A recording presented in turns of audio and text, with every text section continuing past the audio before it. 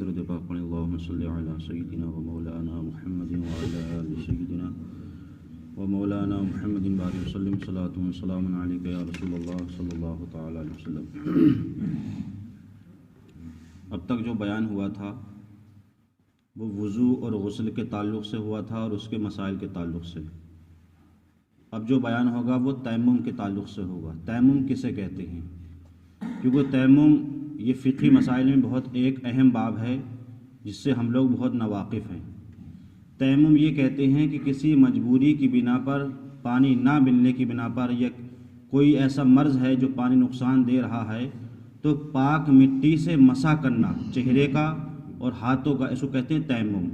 اب یہ تیمم جو ہے قرآن مجید سے ثابت ہے۔ قرآن فرماتا ہے وَإِن كُنتُم مَّرْضَىٰ أَوْ عَلَىٰ سَفَرٍ أَوْ جَاءَ أَحَدٌ مِّنكُم مِّنَ الْغَائِطِ أَوْ لَامَسْتُمُ النِّسَاءَ فَلَمْ تَجِدُوا مَاءً فَتَيَمَّمُوا صَعِيدًا طَيِّبًا فَامْسَحُوا بِوُجُوهِكُمْ وَأَيْدِيكُمْ مِنْهُ۔ یہ قرآن کی آیت ہے۔ قرآن فرماتا ہے یعنی اگر تم میں کوئی بیمار ہو یا کوئی سفر میں ہو یا تم میں کوئی پاخانے سے آئے یا عورتوں سے مباشرت کے بعد آئے اور پانی نہ پائے تو پاک مٹی کا قصد کرو تو اپنے منہ اور ہاتھ کا اس سے مسح کرو۔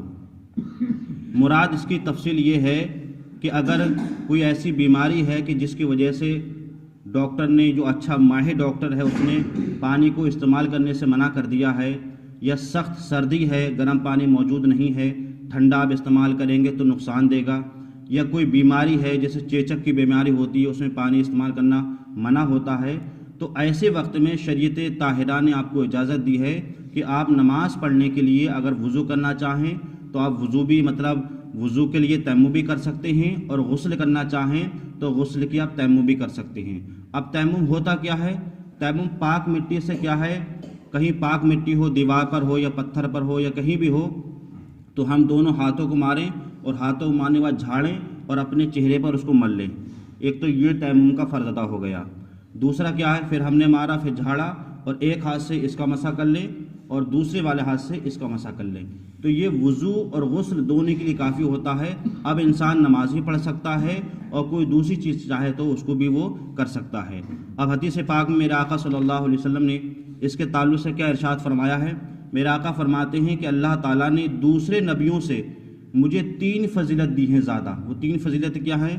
کہ ہماری صفیں ملائکہ کی صفوں کی مثل ہیں، مطلب میری امت کی جو صفیں ہیں وہ فرشتوں کی صفوں کے برابر ہیں۔ یہ ہمارے اور آپ کے لیے خوشخبری ہے کہ ہماری جو صفیں ہیں وہ فرشتوں کی صفوں کے مقابل اور ان کے مثل ہیں۔ دوسری فضیلت یہ ہے، میرے آقا فرماتے ہیں کہ ہمارے لیے تمام زمین کو مسجد بنا دیا گیا ہے۔ مسجد سے مراد یہ ہے کہ اگر آپ دنیا کی کہیں بھی زمین پر چاہیں، کہیں بھی مٹی پہ چاہیں، آپ سمندر کے اوپر چاہیں یا مٹی کے زمین کے اوپر چاہیں، آپ نماز پڑھ سکتے ہیں یا پڑھا سکتے ہیں، وہاں وہ آپ کی مٹی کیا پاک ہے۔ باقی میرے آقا صلی اللہ علیہ وسلم سے پہلے کی جو امتیں تھیں تو ان کے لیے صرف مخصوص جگہ تھی نماز پڑھنے کی، لیکن اس امت کے لیے یہ خوشخبری ہے کہ وہ جہاں چاہے نماز پڑھ سکتی ہے، لیکن مسجد میں نماز پڑھنا سب سے افضل ہے کیونکہ جماعت کے ساتھ ادا ہوتی ہے۔ دوسری فضیلت میرے آقا نے یہ ارشاد فرمائی کہ جب ہم میں کوئی پانی نہ پائے تو وہ زمین کی خاک یعنی مٹی سے کیا ہے، ہمارے لیے پاک بنا دی گئی ہے۔ مطلب ہم کسی بھی پاک مٹی سے کیا کر کے اپنا تیمم کر سکتے ہیں، نماز پڑھ سکتے ہیں اور دوسری چیزیں بھی کر سکتے ہیں۔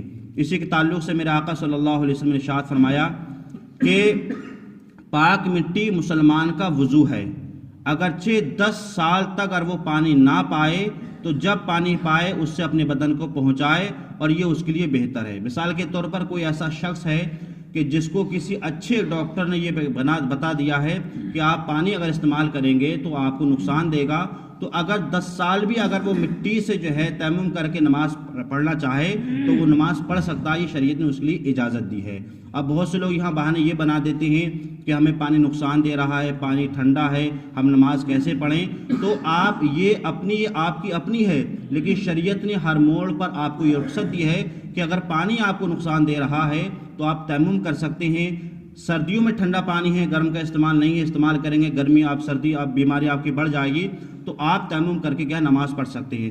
کل ملا کے مسئلہ یہ ہے کہ کسی بھی صورت میں نماز چھوڑنا یہ جائز نہیں ہے۔